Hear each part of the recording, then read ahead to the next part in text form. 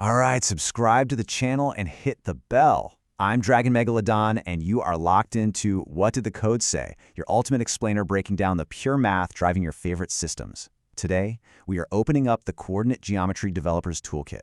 We're going to translate some raw theoretical math into the exact executable logic you need to completely master 2D space. Let's just boot this up and dive in. So, here is the big question, right? How exactly do you calculate distance without just completely crashing your logic? I mean, think about it for a second. Whether you are spawning a loot crate, tracking an enemy's line of sight, or building a hitbox, you absolutely have to understand the space between objects. We're going to hook into these math concepts by treating them as your foundational code. This is the stuff you need to execute essential mechanics like collision detection and object spawning. All right, level 1, decoding the distance formula.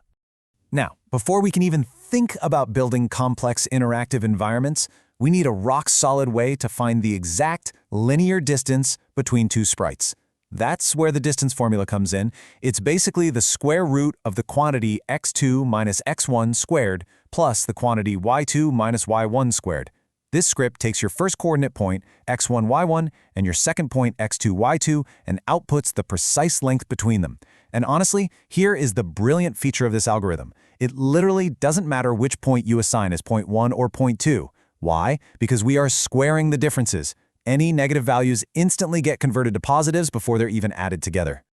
But I see developers throw syntax errors on this all the time. A super common beginner bug is mixing up where the plus and minus signs actually go inside this formula. So let's debug this right now. This formula, it isn't magic. It is literally just the Pythagorean theorem in a disguise. Remember good old a squared plus b squared equals c squared? Yeah, if you draw a right triangle between your 2 points, the difference in the x-coordinates is side A, the difference in the y-coordinates is side B, and that distance between them is your hypotenuse C. So we find the difference between coordinates with a minus, and then we add those squared lengths together with a plus. Boom, simple as that. Okay, let's compile this with some real data so you can see it in action. We'll execute the formula using two coordinates, -1, 5, and 4, 2. First up, we find the difference in our x's. So 4 minus -1, which actually flips to 4 plus 1, right? Giving us 5. We square that to get 25. Next, the y's. 2 minus 5 gives us -3. Square that guy, and we get a positive 9. Add 25 and 9 together, and this perfectly compiles into a final distance output of the square root of 34. Clean, precise, and completely bug-free. Moving on to level 2, finding the exact midpoint. Look, knowing the distance is great and all, but what if you need to know the exact halfway spawn point between two coordinates? Enter the midpoint formula. And notice something here. We aren't dealing with a crazy, complex physics calculation.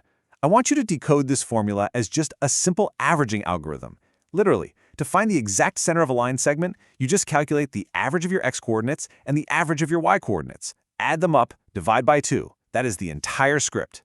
Let's run those exact same coordinates through this midpoint algorithm.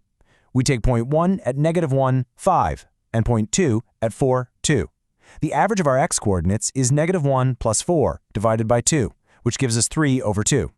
The average of our y-coordinates is 5 plus 2 divided by 2, which gives us 7 over 2. Just like that, the algorithm immediately outputs the precise halfway coordinates of 3 halves and 7 halves. All right, level 3, programming 2D hitboxes. So linear math is solved, but games aren't just straight lines, right? We need to define circular areas. Think like a blast radius or a zone of control. Now the standard form of a circle is x minus h squared plus y minus k squared equals r squared. In this particular syntax, r is our radius, and h and k represent the x and y coordinates of our center point. Notice how similar this looks to our previous code. If you square both sides of our trusty distance formula to get rid of that square root, it literally generates this standard general equation for any circle. Any point xy on this circle will always have a distance of exactly r from the center hk. Let's actually walk through building a circle's equation from scratch. Say our target radius is 6, and our target center is sitting at 0, -3. We drop these right into our syntax. X minus 0 squared plus y minus -3 squared equals 6 squared. Now notice how subtracting a -3 cleanly flips the sign to a +3. So our compiled simplified equation becomes x squared plus y plus 3 squared equals 36. Okay, now let's reverse engineer one. What if the engine hands you the compiled code and you need to parse out the parameters? Let's say we have the equation x minus 5 squared plus y plus 6 squared equals 5. Because the standard format relies on subtracting the center points, an x-5 actually means our x-center is a positive 5. A y+6 means our y-center is a negative 6. And since the right side is always r squared, our radius is simply the square root of 5. Bam! We just extracted the core data directly from the structure itself. We made it! Boss level. Decompiling hidden circle equations. All right, buckle up, because we have officially reached the ultimate developer challenge. Sometimes you just aren't given clean code. Take a look at this absolute block of mathematical spaghetti code.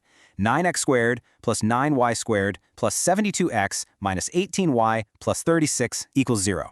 Yikes, right? This does not look like a circle. The parameters are completely buried. But don't worry, we're going to fix this using a legendary refactoring trick called completing the square. Let's break down the initial formatting steps. First things first, we need to clear out the garbage coefficients attached to our squared variables. So we divide everything by 9. That cleans it up nicely to x² plus y² plus 8x minus 2y plus 4 equals 0. Much better. Step 2, we group our families together.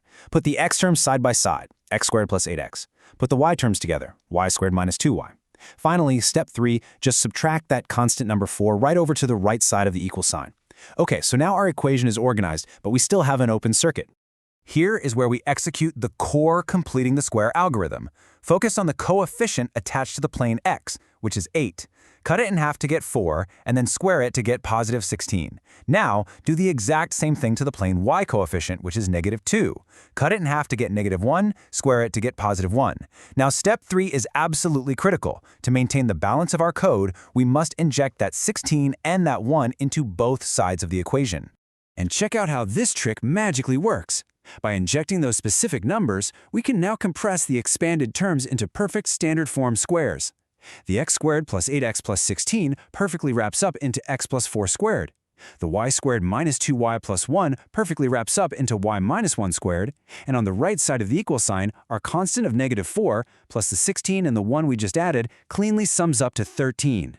Let's reveal the beautifully decompiled final code. Our refactored equation is x plus 4 squared plus y minus 1 squared equals 13.